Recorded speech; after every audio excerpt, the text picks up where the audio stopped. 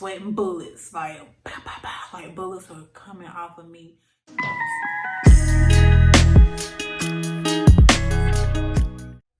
Hey guys, welcome back to another video. I wanted to talk to you guys about my boards and more specifically my clinical boards. I actually just took my national boards yesterday, and so that's going to be a whole nother video. Especially I gotta wait to see if I passed, which we're claiming I did pass in the name of Jesus. But I want to talk to you guys about the ups and downs of my board experience. So let's just go ahead and rewind. So say about April is when I took my mock board for credits. My director, she created this mock board for us so we can just kind of figure out how how the actual boards feel. So we did the mock board, and I actually had my real patient that I planned on having for my board come in. So I should have known from the beginning that this was going to be an interesting journey. So my patient that I had came in, and so I told him and explained to him what was going on today. He was supposed to come back for his regular 3-month cleaning, but I actually had him come in for the mock board so I could practice on him because I wanted to ask him to be my actual board patient. So I told him what was going on, and he agreed that he would be my board patient.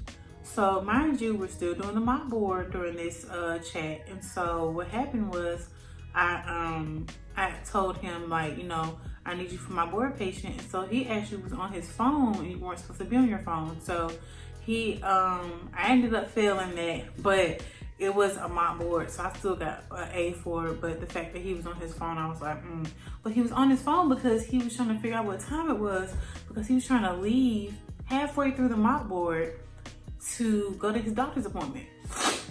Now, mind you, if this wasn't a mock board, you still would have left during your regular cleaning, like for your 3-month cleaning. Like, why would you do that? So that was sign number 1.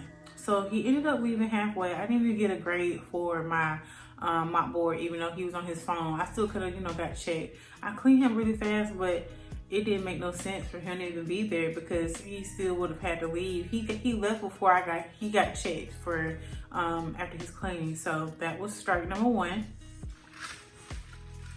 And then so he agreed to do the mock board. So fast forward to June 10th, which is the Thursday. Or did I take it the 11th? One of them days. I put it down here. Anyway, so I took the so this is the last day. Y'all saw in the last video I was talking to you guys about it being my last day of class. So that was on a Thursday. So the mock board was that Friday, the following day. And so I had him come in. I wanted him to come in, and so I can double check him for calculus, double check him for everything, get all the paperwork ready before I move forward for Friday, which is the day of my boards. So I contacted him that morning just to make sure he was still coming. I actually contacted him a couple of days before that to double check again because I wanted to make sure he was definitely coming for the boards. So like I said, I have him come in that Thursday. So I'm waiting. It was about 8:05, and so I decided to call him just to make sure, like, hey, are you coming? Because I know he was typically late to his regular appointment. So I was like, okay, he's probably just running a little late. I was just trying to make sure he was, you know, still good. And so he ended up telling me that one of his family members shot his other family member.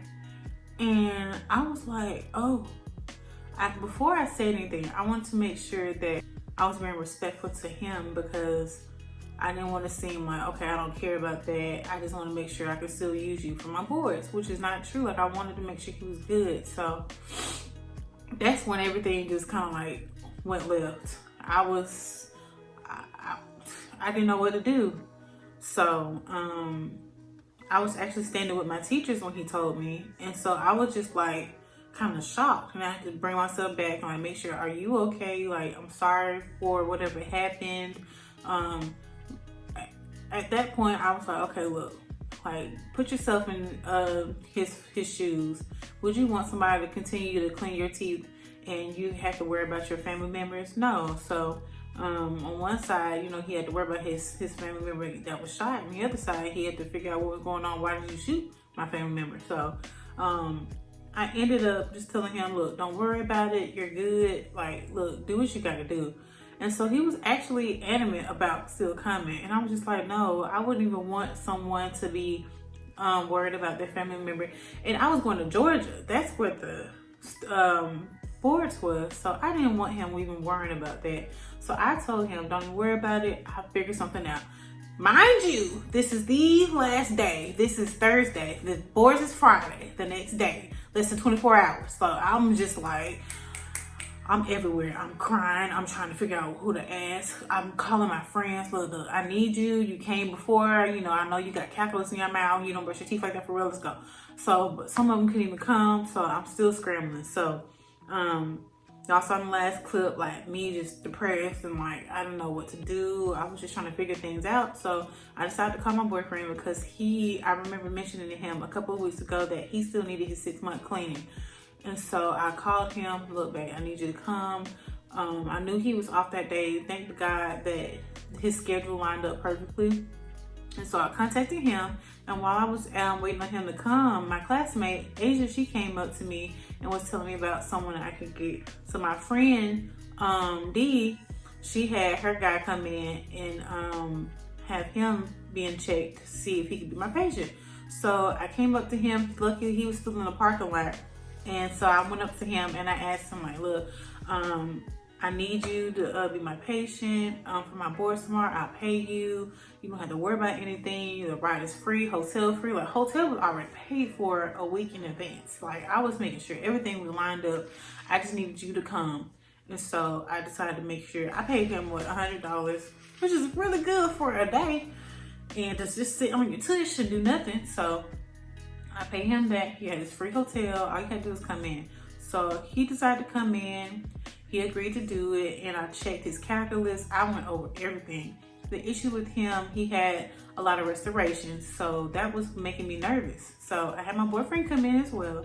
I checked him. He didn't have any restorations. So I decided to go with my boyfriend first and have the other guy be my backup patient. So I had 2 people come in for my boards. So fast forward, we get to Georgia and we have our boards in Smyrna. The other board is college. So I have everything prepared. And you know, we spent the night there at the hotel. Everything was good. And I actually saw some another girl that was preparing to take boards the same time as me at the hotel. She was talking about everything. I saw her patients with her as well. I don't even know if she passed or not, but anyway. So we make it to the school and we do all our paperwork and everything. And I had my boyfriend come in and I do all his paperwork, his assessments, and I sent him to the back. So it took quite a while because there were, I want to say 10 other people there, maybe a little bit more.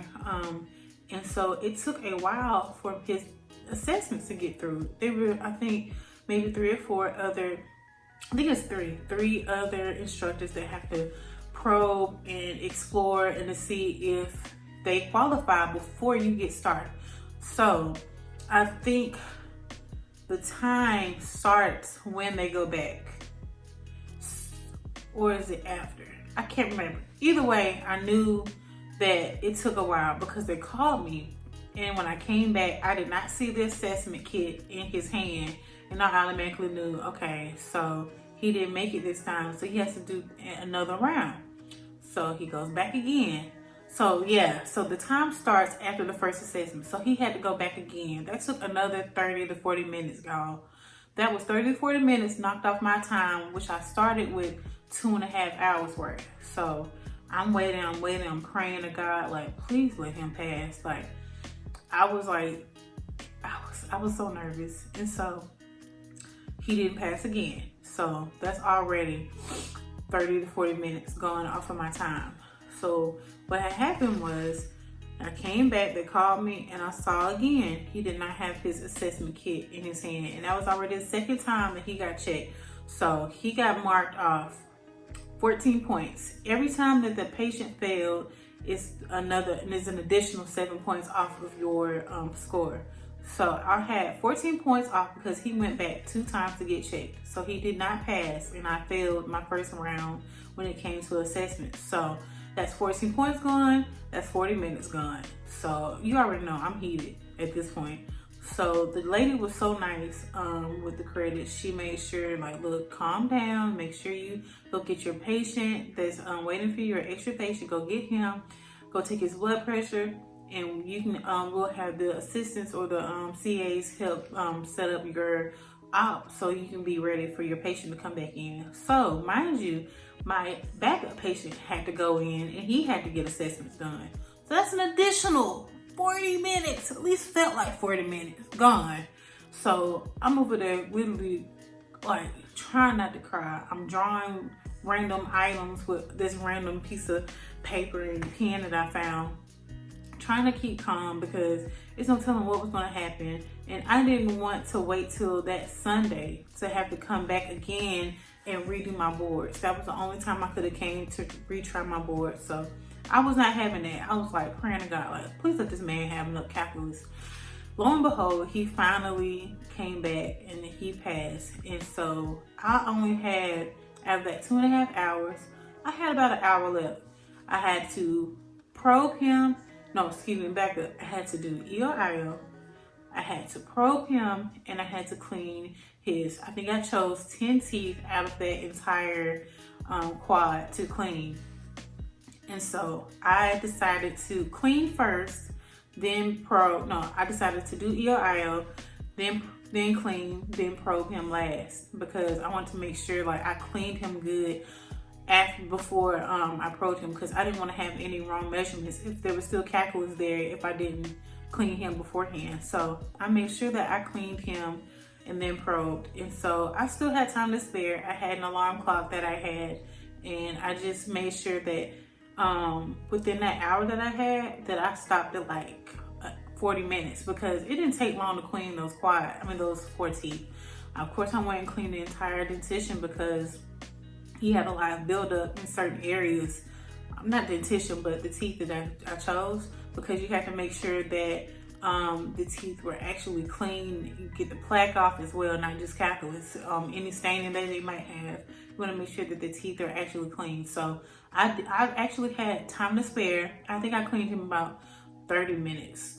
And then I kept going back and forth within those 30 minutes just to make sure, look, I probed, I explored, I did everything. I just kept going over and over again because I wanted to use my time wisely. I wanted to make sure that he was clean. And so I made sure everything was good. I went back over his paperwork several times to make sure I didn't miss anything, because they also take off for paperwork. Of course, who would want someone to mess up on their paperwork when you're actually in clinic? So I went over everything, sweating bullets, like pow, pow, pow, like bullets were coming off of me.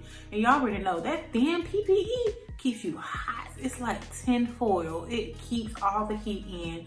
I had a face mask, got my glasses on, got this on, I had my wig on, trying to look cute. I shouldn't have had I should have been naked under that PPE. It was so hot. But yeah, everything finally came around. Sent him to the back. And it took more time, of course, but by the time that when I walked my patient up with his paperwork and stuff, the time stopped. So I was good. After that, it took them a while because he was like one of the last people to get checked. So he still had people in front of him that were getting checked as well. So of course I'm nervous. And so once he came back, they gave me these free assessment instruments that I had. They gave it to me. So I kept those. I got some free instruments. And they told me, we'll let you guys know when you can, I think, log in to see your results. So she said it took an hour. It did not take an hour to get my results back. So we went and got some, okay, let me just back up because I'm all over the place. Hold on. So we left, I cleaned up the op, and we went, and I wanted some wings. Who don't want wings in Atlanta? So we went and got some wings. I got me some lemon pepper wings. But I wish I would have recorded this, but I was so depressed. I didn't feel like recording none of it. And so I got some wings, and then I decided to drive back because my boyfriend was sleepy, because we woke up and he was really tired. So I drove back because I wanted something to distract me. I didn't want to be on my phone. So that's really one of the main reasons why I decided to drive back. And so we made it back. So we drove 2.5 hours from Atlanta to Birmingham. And then I dropped off my patient. So say that's another 30 minutes. That's 3 hours that I had to wait because they didn't even post the results until 4 hours after. So imagine the anxiety that I had driving back. I'm like on 10. So I finally got back and I was talking to my friends because they're taking their test the next day, and I was just telling them how it went and what to expect because I was the only one of my classmates that took it that Friday. And so I told them what was going on, and while I was doing that, I had them on speaker. And I remember telling my friend Nisi, I was talking to her, and then she started talking. So I'm like, and I'm trying to check my results. I'm like, Nisi, shut up. Like, I'm trying to see something real quick.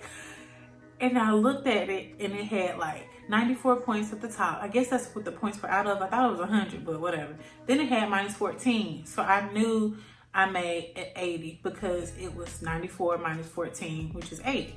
And so on the side, it tells you like, hey, you need a 75 to pass. If you do not see that, we will show you where you missed and da-da-da. But I didn't have that. So clearly I made an 80. I didn't make a 75, so I passed. So I was screaming at Niece. I was like, that's how I made it. I was so happy because I just couldn't believe it, and all the stress and stuff just kind of went away for a second, and then it came back because I thought about my national boards. So yeah, it was a lot. That was my boards experience. Thank God I don't have to do it again. I decided to do credits because, of course, I want to move to Georgia, so that's why I did credits and not CETA, which is with the typing on. CETA is a little bit more hard because they have to take an additional test, which is called the Prometric. So that's why I ain't feeling that. And I've always wanted to move to Georgia ever since I was a little girl. So I was like, why not? So that's why I took it, and it was great. Looking back, it was a interesting experience to say the least. If it was easy, everyone would do it. But thank God I made it, and I'm so grateful to my boyfriend and Dee's friend and everybody who has helped me because that was an interesting journey. And yeah, that is my boards fail/pass story. If you guys have any questions regarding the dental hygiene boards, y'all ask away. Y'all know I don't care. Y'all can ask me whatever y'all need to. Like I said, if you want to DM me, if you feel more comfortable asking me that way, please DM me. But do not message me on Facebook Messenger because I don't open that. A lot of people like to spam you on Facebook Messenger, so I feel more comfortable when you're messaging me on the comments or messaging me in Instagram. But please do not message me on Facebook Messenger. I won't reply. But yeah, guys, so I will see you guys next time. If y'all have any comments, questions, concerns, y'all let me know. Please like and follow for more videos, guys. We are almost to 1,000 subscribers, and I'm so grateful. Thank you guys so much for continuing to support me. I love you guys so much. Yeah, and I'll see you guys next time.